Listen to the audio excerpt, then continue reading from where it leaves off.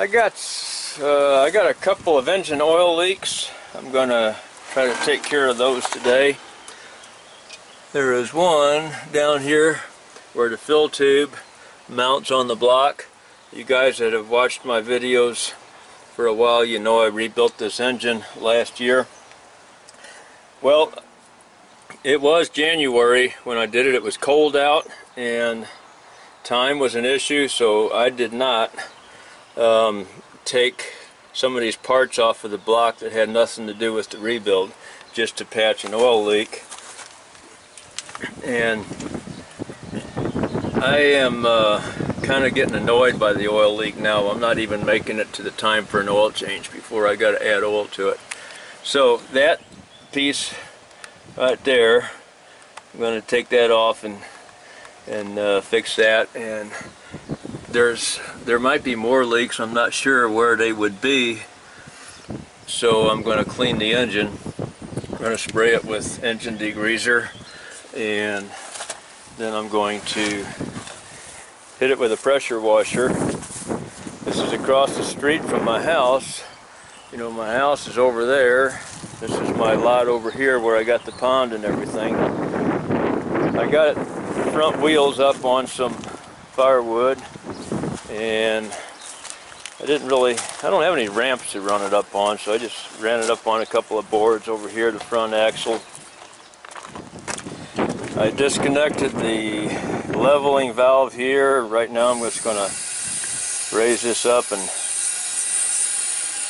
add some air to that to raise the back end up a bit. Just whatever it takes to give me more room to work under there, because normally it's kind of tight crawling underneath there.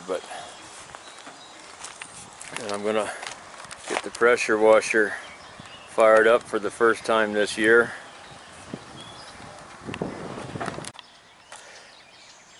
The reason I'm doing my clutch right now, the clutch works fine, but the reason I'm changing it is because I have oil leaking from the motor.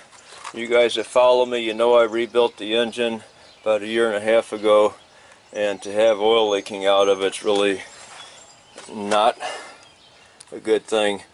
And nothing that I worked on is leaking at this point. Hasn't been. I hope it doesn't start. But right here at the bottom of this oil fill tube, I've got a very minor leak.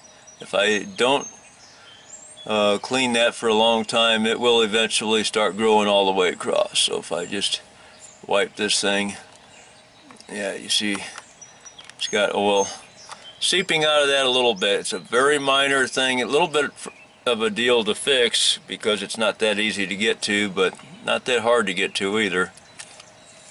That's one little tiny leak I got. And here's the leak that's really bothering me. I had a little one in a little oil gallery on the side of the block that was, I think it was that one right there. I didn't even know that was an oil gallery there, but I just tightened that plug up a little bit tighter and it seems to have stopped it, I think. That one wasn't dripping or nothing, it was just leaving a little oil stain. But if you see down here, after pressure washing the motor and the whole underside of the truck really good, and then driving it, well, even not driving it, sitting in the driveway, nothing came out. Running for an hour, nothing came out anywhere. And I thought, this is weird. This thing leaks a lot of oil, and couldn't find out where it was going. So I drove the thing bobtail over to Freightliner to get some parts I needed. Came back, and that's not very close. It's like a 30, maybe 40 mile round trip.